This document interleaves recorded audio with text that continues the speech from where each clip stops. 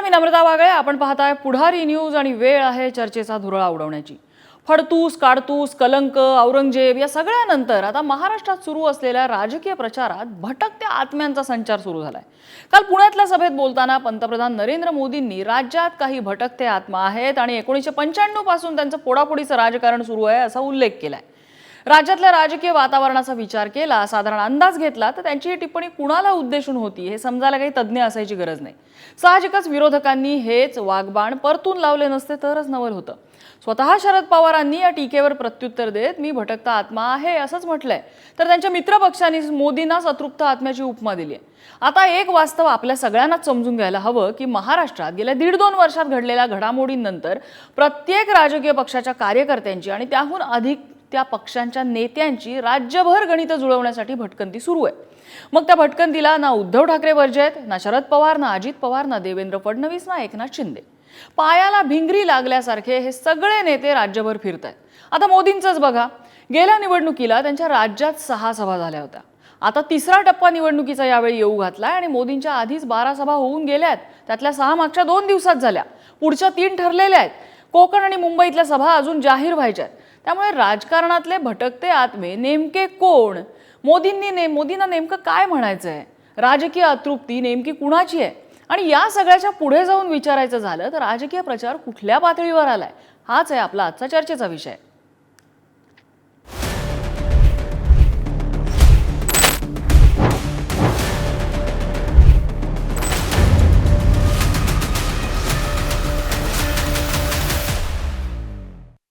आणि याच संदर्भातल्या चर्चेत आपल्यासोबत सहभागी होणार आहेत भाजपचे सहमुख्य प्रवक्ते अजित चव्हाण, राष्ट्रवादी शरदचंद्र पवार पक्षाच्या प्रवक्त्या सक्षणा सलगर आणि ज्येष्ठ पत्रकार आणि राजकीय विश्लेषक प्रमोद चुंचुवार. मात्र आपल्या चर्चेकडे वळण्याआधी पंतप्रधान मोदी नेमकं काय म्हणाले होते, शरद पवारांनी त्यावर कसं प्रत्युत्तर दिलं आणि विरोधकांनी कसे वाघबाण सोडलेले आहेत आपण बघूया.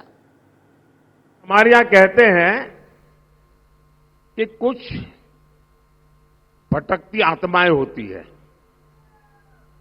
जिनकी इच्छाएं पूरी नहीं होती, जिनके सपने अधूरे रह जाते हैं, वो आत्माएं भटकती रहती हैं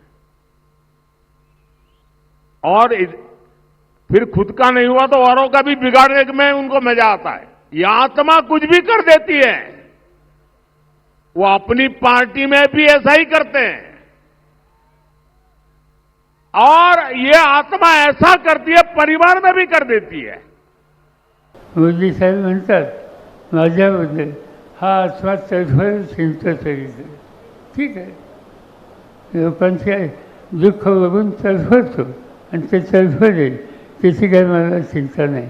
पण एक खात्री देऊ शकतो की काही किंमत द्यावी लागली तर चालेल, आम्ही कधी लाचार बनणार. महाराष्ट्र कधी लाचार बनू शकत नाही. महाराष्ट्र कधी स्वाभिमानाची तडजोड करू शकत नाही. प्रधानमंत्री देशात जिथे जिथे जातात तिथे तिथे ते फक्त काँग्रेसवर हल्ला करतायत. काँग्रेस राहिली नाही. महाराष्ट्रात येतात, शरद पवार आणि उद्धव ठाकरे यांच्यावर हल्ला करतात. शिवसेना नाही आहे ना, नकली सेना आहे, नकली राष्ट्रवादी काँग्रेस आहे. मग ही तुमचे भटकते आत्मे इतके अतृप्त का झाले आहेत, अस्थिर का झाले आहेत? तुम्हाला या भूतांना स्वप्नात सुद्धा शिवसेना का दिसते आहे? जसं मोगलांना त्या काळामध्ये मोगलांच्या घोड्यांना संताजी धनाजीचे घोडे दिसायचे, तसे यांना आम्ही दिसतोय. शिवसेना आणि उद्धव ठाकरे आणि शरद पवार दिसत आहेत. आणि सुरुवातीलाच मी सक्षणा सलगर यांच्याकडे जाईन. शरद पवार यांच्या राष्ट्रवादीच्या त्या प्रवक्त्या आहेत. सक्षणाजी, भटकती आत्मा वगैरे त्या राजकीय टीका राहिला एक बाजूला, मी काही त्यामध्ये शिरणार नाही. मात्र मुद्दा असा आहे की राष्ट्रवादीमध्ये गेल्या काही काळात जे काही बदल घडले, पक्षातली फूट आहे, त्यानंतर शरद पवार अक्षरशः पायाला भिंगरी लागल्यासारखे राज्यभर फिरतायत. राजकीय अपरिहार्यता आहे त्यांची ती. माझं असं मत आहे नम्रताजी, जे काही मी आता ऐकलं आणि काल मी मोदीजींचं भाषण पाहिलं, पवार साहेबांची अपरिहार्यता नाही. एक मराठी माणूस म्हणून, देशाचे सर्वात ज्येष्ठ नेते म्हणून ते लढतायत याचा मला सार्थ अभिमान आहे. आणि ते त्यांच्या तत्वांशी, त्यांच्या विचारांशी बिलकुल एकनिष्ठ आहेत. उलट भारतीय जनता पार्टीला आणि त्यांच्या चेल्या चपाट्यांना मला विचारायचंय, तुमच्या मोदीजींनी भोपाळमध्ये, मध्य प्रदेशमध्ये अजित पवार हे करप्टेड आहेत, 70,000 कोटीचा घोटाळा आहे, असं म्हणलं असताना दुसऱ्या आठवड्यात त्यांना तुमच्या पक्षामध्ये सहकारी पार्टी म्हणून घेता आणि राज्याचं उपमुख्यमंत्री करता. इथं थांबत नाही, त्यांना राज्याच्या अर्थकारणाच्या चाब्या देता. याचं उत्तर त्या मोदींना विचारावं. मी असं बोलल्यानंतर यांना राग येतो. त्या मोदीजींना विचारलं पाहिजे. आणि मोदीजींचं 10 वर्षाचं फेल्युअर एवढे वैफल्यग्रस्त आहेत ते की त्यांना कशावर आणि किती बोलावं कळत नाही. आपल्याकडे नम्रताजी महाराष्ट्र ऐकत असेल, आपल्या देशाची संस्कृती, राज्याची संस्कृती, माणूस वारल्यानंतर, मृत्यू झाल्यानंतर त्याला भटकती आत्मा वगैरे बोलतात. कुठल्या पातळीला भारतीय जनता पार्टी राजकारण घेऊन चालले याची शरम भारतीय जनता पार्टी आणि खुद्द नरेंद्र मोदींना वाटली पाहिजे. हो, मी एक या महाराष्ट्राची तरुणी म्हणून बोलते. वारल्यानंतर, मेल्यानंतर एखाद्या व्यक्तीला असं बोललं जातं, अशी भाषा जर तुम्ही वापरत असाल, प्रचाराचा तुमचा हा मुद्दा असेल, शेम ऑन बीजेपी. नाही, मला याच न्यायाने आता प्रश्न विचारायचा आहे की शरद पवारांनी कधी उद्धव ठाकरेंवर टीका केली नाही का? तर केलेली आहे. आणि त्यांच्यासोबत ते सत्तेत एकत्र आले का? तर आलेले आहेत.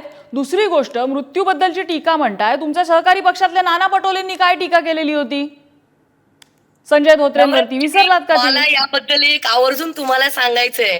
नरेंद्र मोदी एका सगळ्यात मोठ्या लोकशाही असलेल्या देशाचे पंतप्रधान आहेत. पंतप्रधानांनी कुठलंही भाषण करताना तारतम्य आणि आदब दाखवली पाहिजे. मग 2015 मध्ये हेच पवार साहेब तुम्हाला तुमचे गुरु का वाटले, कशासाठी वाटले, त्याचं सुद्धा उत्तर द्यावं की. आज राजकारणाची एवढी पातळी घसरलेली आहे की तुम्ही काहीही बोलाल आणि जनतेने ते ऐकलं पाहिजे. तुम्ही त्यांच्या व्यंगावर बोलता, तुम्ही त्यांच्या डिसीज वरती बोलता, जे ते हेल्थ प्रॉब्लेम फेस करतायत त्याच्यावरती बोलता. ही राजकारणाची कुठली पातळी आहे? मी एक तरुणी म्हणून बोलते. मी कधी विधिमंडळात काम केलं नाही, संसदेत काम केलं नाही, परंतु महाराष्ट्राची एक तरुणी म्हणून मला असं वाटतं की आम्ही काय शिकायचंय. आमचे पंतप्रधान तो असे बोलत असतील तर जनतेने, तरुणांनी काय आदर्श घ्यायचाय? आणि तुमचा राहिला हा दुसरा प्रश्न की शरद पवार साहेब शिवसेनेबरोबर पक्षाची आणि आमच्या जनतेमध्ये 19 मध्ये सत्ता स्थापना केली, परंतु पवार साहेब असं म्हणून 70,000 कोटीचा घोटाळा केला आणि त्यांना धुतल्या तांदळासारखं, परत सर्फ एक्सेलने धुतल्यासारखं भाजपची वापरते. मोदीजींनी उत्तर द्यावं. आणि तुम्ही एवढे विश्वासगुरू आहात, पक्ष कशाला फोडता हो? त्याचं उत्तर द्या ना. कशाला करप्टेड पार्टीचे माणसं घेता? एक तर मोदीजींनी जाहीर माफी मागावी की मी नॅशनलिस्ट काँग्रेस पार्टी बदनाम केली, मी माफी मागतो आणि अजित पवार धुतल्या तांदळासारखे करतील का ते? हे माझं ओपन चॅलेंज आहे. विचारूया आपण आणि बाकीच्या कार्यकर्त्यांना विचारूया. भाजपचे प्रवक्ते आहेत आपल्यासोबत, अजित चव्हाण. त्यांचा असा मुद्दा आहे की तुमच्या पक्षाच्या, तुमचे जे सहकारी आहेत, पक्ष नाही तुमचे मित्र पक्ष आहेत, त्याचे छगन भुजबळ ते म्हणाले होते की शरद पवार मोदींवर टीका करतात म्हणून मोदी त्यांना प्रत्युत्तर देतात. पण प्रत्युत्तर समजू शकतो, पण या भाषेत प्रत्युत्तर, भटकती आत्मा वगैरे सारखं म्हणणं, म्हणजे आता फडतूस काढतूस औरंगजेब नंतर आता तेवढंच एक राहिलं होतं की काय? नाही, मला असं वाटतं, मला स्क्रीनवरती दिसत नाही, पण सलगर ताई आपल्या चॅनलवरती वक्त्या म्हणून माझ्याबरोबर इथं पॅनलवरती आहेत. आता त्यांच्या कुप्रसिद्ध बोलण्याकरता महाराष्ट्रात इतक्या कुप्रसिद्ध आहेत की त्यांच्याच पक्षाच्या स्टेजवरून बोलत असताना त्यांनी इतकं असंसदीय बोललं होतं आणि इतकं खालच्या पातळीवरचं बोललं होतं की त्यांना त्यांच्या नेत्यांनी थांबवलं होतं की या मुलीला आता थांबवा. त्यामुळं त्यांच्या बोलण्याला कितपत उत्तर द्यायचं हे उभा महाराष्ट्र जाणतो. त्यामुळं त्या ज्या भाषेमध्ये शरम वाटावी वगैरे वगैरे वगैरे बोलत होत्या, त्या तरुण आहेत, माझ्या सहकारी आहेत. मला त्यांना एक सल्ला द्यायचा आहे जो कधी काळी त्यांच्या नेतृत्वाने त्यांना दिला होता की आपली पात्रता बघून आपण बोलावं. भारतीय जनता पार्टी मोदीजींच्या बाबतीत बोलताना आपण आपली नेमकी पात्रता काय आहे? शेवटी त्यांना राजकीय त्यांचं पद न वापरता महाराष्ट्राची मुलगी असं म्हणून घ्यावं लागलं. मला या महाराष्ट्राच्या सार्वजनिक जीवनामधल्या काही अलिखित नियमांची आठवण त्यांना करून द्यायची आहे की सन्माननीय पंतप्रधान काय बोलले, ते कुठल्या परिस्थितीमध्ये बोलले. निवडणुकांच्या काळामध्ये नेते एकमेकांवर टीका, क्रिया, प्रतिक्रिया हे देत असतात. बारामतीला माननीय मोदीजी आले होते त्यावेळेला, आता ही काही एकमेकाला सन्मान करण्याची वेळ नाही, पण ज्या वेळेला हे मोठे नेते व्यक्तिगत कार्यक्रमामध्ये एकमेकाकडे निमंत्रित असताना ज्या पद्धतीनं आणि ज्यावेळी बोलतात ती भाषणं खरोखर संग्रही ठेवावी अशी असतात आणि त्यांच्याकडून आम्ही काहीतरी बोध घेतला पाहिजे. हा निवडणुकीचा काळ आहे, ही निवडणुकीची वेळ आहे. मोदीजींनी तसं कोणाचं नाव घेतलं नाही, त्यांना असं वाटत असेल ते माझ्या नेत्याबद्दल बोलतायत, त्यांचं त्यांना लखलाभ असो, परंतु हे सत्य आहे. आणि सार्वजनिक जीवनामध्ये नम्रताजी आपण सुद्धा बघितलं असेल की बोलताना मी सुद्धा, शरद पवार साहेब फार ज्येष्ठ नेते आहेत निश्चितपणे, परंतु मोदीजी, शरद पवार साहेब ही एक लेवल आहे, आलं का लक्षात? आणि निवडणुकीमध्ये नेते एकमेकाची उणीतुणीच काढतील, एकमेकाचे मुद्दे. म्हणजे मला अजित चव्हाणजी, माझा प्रश्न असा आहे की भटकती आत्मा, त्यांनी काय म्हणजे काय रेफरन्स काय याचा? नाही, ती निवडणुकीमधली टीका आहे. हा आचार्य अत्रेंचा महाराष्ट्र, तुम्ही पत्रकारात नम्रताजी, नम्रताजी मत नाही, माझी मेमरी कदाचित मला धोका जर देत असेल, मला रेफरन्स द्या तुम्ही याचा. मला तुम्ही म्हणता की शरद पवारांचं नाव घेतलं नाही, रेफरन्स द्या मला. भटकती आत्मा ही जी टर्म त्यांनी वापरली, मला रेफरन्स सांगा. कुणाला म्हटले, का म्हटले, कशा संदर्भात म्हटले? नम्रताजी, ही निवडणूक आहे आणि आपण कसं विसरतो, आपण स्वतः पत्रकार आहात. हा आचार्य अत्रेंचा महाराष्ट्र आहे. निवडणुकीच्या काळामध्ये एकमेकावरती टीका टिप्पणी मला बोलायचं यावर. ही निवडणुकीच्या काळामध्ये टीका टिप्पणी ही होणारच आणि त्याला उत्तर देतील ना नेते. माझं असं म्हणणं आहे की दोन मोठ्या नेत्यांनी एकमेकावर टीका केल्यानंतर सार्वजनिक जीवनामधल्या शिकाऊ लोकांनी सूर्यावर थुंकण्याचे प्रकार करू नयेत ना. माझा असा प्रश्न आहे दुसरा याच्यामध्ये, सक्षनाजी मी येते आपल्याकडे. माझा आणखीन एक प्रश्न आहे याच्यामध्ये. तसं जर भटकंती या अर्थाने आपण जर घेतलं, भटकती आत्मावितना सोडून द्या, ते खूप लांबचं आहे आणि मी त्याच्यामध्ये शिरणारही नाही. भटकंती या दृष्टीने जर आपण बघितलं तर मोदींच्या सभा मागच्या वर्षीच्या तुलनेत जवळपास तिपटीनं वाढलेल्या दिसत आहेत. गेल्या वेळेला म्हणजे मागच्या निवडणुकीमध्ये 19च्या 6 सभा महाराष्ट्रात झाल्या होत्या. आतापर्यंतच यावर्षी 12 सभा झाल्यात, पुढच्या 3 लागलेल्या आहेत. कोकण आणि मुंबईतल्या अजून जाहीर व्हायच्या आहेत. भटकंती मोदींची जास्त आहे महाराष्ट्रात. लोकांना मोदीजींच्या सभांना किती गर्दी होते हे आपण ऐकलं असेल, हे आपण पाहिलं असेल. टप्पे वाढले त्यामुळे सभाही वाढणार. आणि आम्हाला आमचा नेता लोकांशी संवाद साधायला आलेले आम्हाला आवडतात ना मोदीजी. आणि दुसरी गोष्ट, तुम्ही म्हणताय टीका टिप्पणी होणार, मग तुम्ही छाती ठोकपणे का सांगत नाही की केली शरद पवारांवर टीका? ऍक्सेप्ट करायला काय प्रॉब्लेम आहे भाजपला?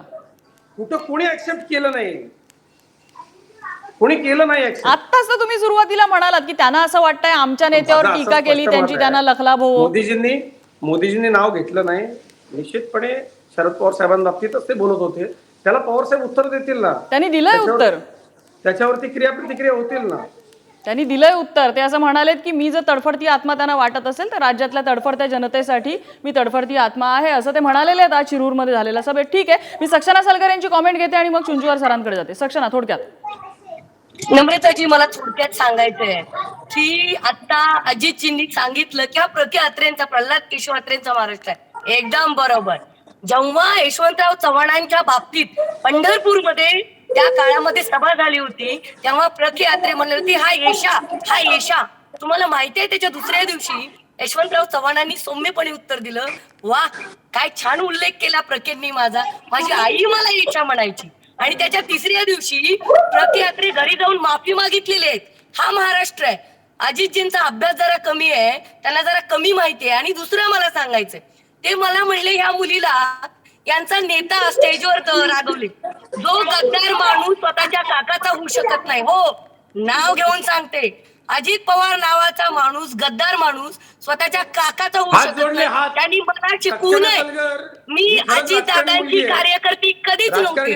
मी माननीय शरद पवार साहेबांची कार्यकर्ता आहे, मी माननीय सुप्रिया ताईंची कार्यकर्ता आहे. मी अजित दादांची कार्यकर्ता नव्हते. उलट भारतीय जनता पार्टीने 70,000 कोटीचा घोटाळा चांगल्या पद्धतीने पचवलेला आहे आणि स्वतःच्या मांडीला मांडी लावून अजित पवारांना घेतलेला आहे. हे उभा महाराष्ट्र आणि देश बघतोय. पहिल्यांदा परत मी सांगते, ज्या मुलीला ते नावं ठेवतायत ना, 2 वेळा अजितची निवडून आले मी जिल्हा परिषदला. तुम्ही किती वेळा निवडणूक लढवली ती सांगा. आणि जनतेतून आले, मागच्या दारातून नाही. आपण विषयांतर करू नको, आपण विषयांतर करूया नको. ही पर्सनल चर्चा नाहीये. आपण एक विषय घेतलेला आहे. मी चुंचुवार सरांकडे जाते. प्रमोद चुंचुवार सर, भटकती आत्मा, सरळ एक नवी टर्म आलेली आहे. काडतूस, फडतूस, कलंक विलंक या सगळ्यानंतर आता भटकती आत्मा. राजकारणातले भटकते आत्मे कोण? तुमचं ऑब्झर्वेशन काय सांगतं या निवडणुकीतल्या आतापर्यंत जो काही प्रचाराची पातळी, दिशा, दशा चाललेली आहे त्यावरनं? नाही, ही जी भटकती आत्मा ही जी टर्म आहे आपल्या सगळ्यांनाच कल्पना आहे की ती काल मोदींनी शरद पवारांबद्दल वापरलेली आहे. कारण त्यांनी 45 वर्षापासून ते अस्वस्थ आहे आणि त्यांच्यामुळे महाराष्ट्रात अस्थिरता निर्माण झाली असं म्हटलंय. म्हणजे फक्त त्यांनी पवारांचं नाव घेतलं नाही, पण सर्व वर्णन त्यांनी शरद पवारांचं केलेलं आहे. आता देशाच्या पंतप्रधान पदासारख्या एका सर्वोच्च पदावर पोहोचलेल्या एका माणसाला महाराष्ट्रात येऊन एका 2-4 खासदार असलेल्या पक्षाच्या नेत्यावर जर या भाषेत टीका करावी लागत असेल तर यावरून कुठेतरी मोदींचं डेस्परेशन ज्याला म्हणता येईल या निवडणुकीच्या दृष्टीने ते दिसायला लागलेलं आहे. आणि प्रचाराची पातळी जी आहे, जी पंतप्रधानांकडनं अपेक्षा आधी असायची, अर्थात मोदींच्या भाषणांनी त्यांच्याकडनं फार काही सभ्यतेची आणि सभ्य भाषेची अपेक्षा आता राहिलेली नाही. ज्या अशा प्रकारचे शब्द ते वापरतात. नाही, माझा चिंचवर सर मी थोडंसं थांबवते, तुम्ही मुद्दा पूर्ण करा. पण माझा एक प्रश्न असा आहे की आत्ताच्या ह्या ज्या सभा होत आहेत ह्या मतदारसंघ किंवा रिजन वाईज होत आहे, 2-3 मतदारसंघ मिळून म्हटल्यानंतर ती रिजन स्पेसिफिक असेल ना टीका त्याच्यामध्ये, की विरोधक जर शरद पवार आहेत तर साहजिक शरद पवारांवरती ती टीका होईल. अर्थातच ती शरद पवारांवरच टीका आहे आणि ती शरद पवारांवर टीका आहे हे समजावं इतक्या स्पष्ट शब्दात त्यांनी त्या टीका करताना वर्णन केलेलं आहे. अगदी 45 वर्षाचा पण त्यांनी उल्लेख केलेला आहे. आणि त्यामुळे या माणसामुळेच महाराष्ट्रात स्थिर सरकार येऊ शकलेलं नाही आणि आता देशातही ही व्यक्ती अस्थिरता निर्माण करण्याचा प्रयत्न करताय. इथपर्यंत मोदींनी त्यांच्यावर टीका केली आहे. तर त्यामुळे एकीकडे ती पवारांवर टीका पण आहे आणि पवार इतके शक्तिशाली आहे की ते देशात अस्थिरता निर्माण करू शकतात याची कबुली पण मोदींनी अप्रत्यक्षपणे येऊन महाराष्ट्रात दिलेली आहे. अर्थात ही जी राजकीय प्रचार जे आहे नम्रताजी, आपण बघताय सगळेच पक्षाचे नेते, मी याला केवळ एका विशिष्ट पक्षाला देणार नाही, पण दोष देणार नाही, पण जे माणसं जबाबदार पदावर असतात त्यांच्याकडनं जबाबदार वागण्याची आणि वक्तव्याची अपेक्षा असते. त्यामुळे पंतप्रधान पदावर बसलेल्या व्यक्तीने जबाबदार पद्धतीने बोलावं. ते स्वतः देशाचे पंतप्रधान आहे. ज्या पवारांबद्दल त्यांनी बोलले ते पवार देशाचे संरक्षण मंत्री होते, या राज्याचे मुख्यमंत्री होते. ज्या राज्यात येऊन ते त्यांच्यावर टीका करतायत ती एक पातळी ठेवून त्यांनी टीका करायला पाहिजे होती. आणि मला असं वाटतं की त्यांना उत्तर मात्र पवारांनी योग्य शब्दात दिलेला आहे आणि त्यांनी मात्र पातळी या क्षणी तरी सोडलेली दिसत नाहीये. आणि अजित पवारांचं पण जर आपण वक्तव्य बघितलं तर त्यांनी कुठेही या टीकेचं किंवा मोदींच्या टीकेचं समर्थन केलेलं नाही. उलट त्यांनी कानावर हात ठेवलेला आहे की ते भटकती आत्मा नेमकं कोणाला म्हणाले या सगळ्या महाराष्ट्रात सर्वांना माहित आहे. भाजपचे अजित चव्हाण आता बोलले ते त्यांनाही माहित आहे. त्यांनी पण स्वतः स्पष्ट सांगितलं की ते शरद पवारांबद्दल बोलले. मी चव्हाण साहेबांना पण विनंती करेल, ते आमचे मित्र आहेत, की या चर्चेनंतर अजित पवारांना पण फोन करून सांगावं की भटकती आत्मा त्यांनी शरद पवारांबद्दल म्हटलेलं आहे. संबंधित राजकीय विश्लेषकांना मला इतकंच सांगायचं आहे की आपण विश्लेषण करताना माननीय पंतप्रधान ज्या भागामध्ये जातील तिथल्या मुद्द्यांवर बोलतील, तिथल्या राजकीय विरोधकांच्या बाबतीमध्ये बोलतील, हे ओघानं आलंच. आणि मग त्याचा जो विश्लेषणात्मक अर्थ आहे तो अशा पद्धतीनं लावणाऱ्या विश्लेषकांची आणि पवारांच्या स्तुतीपाठकांची महाराष्ट्राला मोठी परंपरा आहे. अशा पद्धतीनं आपले स्तुतीपाठक आणि भाट पाळणं ही पवारांची खूप मोठी जुनी परंपरा आहे. त्यामुळं त्याबद्दल निश्चितपणे काही आम्हाला वावगं वाटत नाही. पण निवडणुकीच्या राजकारणामध्ये आपण चर्चा करताना राजकीय ताकदीची चर्चा होते, त्या नेत्याच्या करिश्म्याची चर्चा होते. त्याच्यामुळं आपण एक लक्षात घ्या, ज्यांच्यावर टीका होते ते किती लोकसभेच्या जागा लढतायत, ज्यांच्या बाबतीत आपण बोलताना टीका करतात ते कुठल्या पक्षाचे नेते, त्यांच्या नेतृत्वाखाली किती जागा लढवल्या जात आहेत. संसदीय लोकशाहीमध्ये शेवटी जसं आता सलगरताईंनी खूप गर्वानं सांगितलं मी 2-2दा निवडून येते, तसं माननीय मोदीजींच्या नेतृत्वाखाली 400 खासदार निवडून आम्ही आणणार आहोत आणि ते येणार आहेत. आणि मागच्या 3 निवडणुकांमध्ये नम्रताजी अशा पद्धतीनं पवार असतील किंवा विरोधकांचे जे ठेवलेले भाट असतील त्या सगळ्यांची तोंड बंद करून सर्व सर्वेक्षणांच्या तोंडात चपराक मारून माननीय मोदीजी या देशाच्या जनतेच्या आशीर्वादानं अतिशय जबरदस्त पद्धतीनं निवडून येतात आणि भारतीय जनता पक्षाला प्रतिसाद मिळतो. नाही, काय अजित चव्हाणजी मुद्दा हा आहे की भाजपची या क्षणाला ताकद मोठी आहे, याबाबत कुणाचंही दुमत नाहीये. तुमचे आमदार जास्त आहेत, खासदार जास्त आहेत, पंतप्रधान तुमचे आहेत, याबाबतही कुणाचंही दुमत नाहीये. त्यांनी विश्लेषण एवढ्या साध्या शब्दात केलं की पंतप्रधान नरेंद्र मोदी यांनी जी भाषा वापरली त्यावर शरद पवारांनी अतिशय संयत भाषेमध्ये प्रतिक्रिया दिलेली आहे. हे तर मान्य करू शकतो आपण. विश्लेषकांनी विश्लेषण करावं. विश्लेषकांनी पंतप्रधानांना सल्ले देण्याच्या भानगडीत पडू नयेत, कारण विश्लेषक मागच्या 3 निवडणुकांमध्ये तोंडावर पडतायत. याचे विश्लेषकांनी थोडंसं भान ठेवलं पाहिजे आणि असे अनेक नेते आहेत ज्या नेत्यांना महाराष्ट्राच्या बाहेर गेल्यानंतर एअरपोर्टवरती एक साधा कोण छोट्यातला छोटा कार्यकर्ता रिसिव्ह करायला येत नाही. माननीय मोदीजींची नागालँडला सभा असू देत, केरळमध्ये सभा असू देत, काश्मीरमध्ये असू देत, गुजरातमध्ये असू देत, असा करिश्माही नेता आहे. त्यामुळे त्यांच्या करिश्म्याबद्दल कुणीही बोलत नाहीये, त्यांच्या करिश्म्याबद्दल कुणीही बोलत नाहीये. त्याबाबत कदाचित कुणाचं दुमतही असणार नाही. मुद्दा असा आहे की त्यांनी वापरलेली भाषा, त्याबाबतचं विश्लेषण या ठिकाणी होतंय की भटकती आत्मा म्हणजे नेमकं काय, कोण भटकतंय, कुणाला भटकायला लागतंय, का भटकतंय, हे मुद्दे. आपण एक लक्षात घ्या, ज्यांचा आत्मा काँग्रेसमध्ये रमला नाही, ज्या काँग्रेसनं सगळं काही दिलं, त्या काँग्रेसला दोनदा फोडलं, आपल्या गुरु समान व्यक्तीच्या पाठीमध्ये खंजीर खुपसला, आपल्या अनेक सहकाऱ्यांना, ज्या सहकाऱ्यांच्या घरी माननीय पवार साहेब, त्यांच्या तालुक्यामध्ये माझ्या गोतावळा पावणेरावळ्यांचा फार मोठा आहे नम्रताजी, त्यामुळे मला इत्तंभूत माहिती आहे कुणाला कुठल्या निवडणुकीत कसं कुठला कारखाना पटकवण्यासाठी कुणाला पवार साहेबांनी घरी बसवलं. त्या सगळ्यांच्या घरी जाऊन आता हात जोडण्याची वेळ पवार साहेबांवरती येते. त्यामुळे ज्यांचा आत्मा कुठंच रमला नाही, अशा पद्धतीनं महाराष्ट्राच्या राजकारणात 45 वर्षामध्ये पवार साहेबांचा आत्मा एका ठिकाणी कुठं स्थिर झाला का? अजिबात झाला नाही. भटकती आत्माच आहे ना, वेगळं काय म्हणाले? ठीक आहे, मुद्दा लक्षात आला. सक्षणा सलगर, मुद्दा लक्षात आला. सक्षणा सलगर, मला अजितजी आता बोलले, पहिल्यांदा नम्रताजी आणि सगळ्यांना मला सांगायचंय, अजितजी तुम्ही महाराष्ट्राच्या विश्लेषकांवरती अशा पद्धतीने बोलणं रुचणारं नाही. एवढा अहंकार बरोबर नाही. त्यांना त्यांचं स्वातंत्र्य आहे. पहिली गोष्ट, आमच्या जरी विरोधात ते आता बोलले असते तर मी असं म्हणलं नसतं की विश्लेषकांना काय कळतंय. मला तेवढं कळत नाही जेवढं विश्लेषकांना कळतं. हा अहंकार थोडा कमी करा भारतीय जनता पार्टी, प्लीज. दुसरी गोष्ट, यांनी स्वतःच आत्ता कबुली दिली की हो पवार साहेबांनाच आम्ही भटकते आत्मा म्हणलो, ज्यांचा आत्मा काँग्रेसमध्ये. काय भाषा आहे? तुम्हाला मला सांगायचंय, तुम्ही ज्यांचा खंजीर खुपसण्याचा उल्लेख केला, त्यांच्या पत्नी ज्या आज आहेत महाराष्ट्रामध्ये, शालिनीताई पाटील यांनी 4 महिन्याखालीच सांगितलं की शरद रावांनी काही वसंतदादांना खंजीर खुपसला नाही. मी त्यांची पत्नी आहे, मला हे सगळं प्रकरण माहित होतं. त्यांनी सकाळला मला पूर्ण बोलू द्या, मी तुमच्यामध्ये बोलली नाही.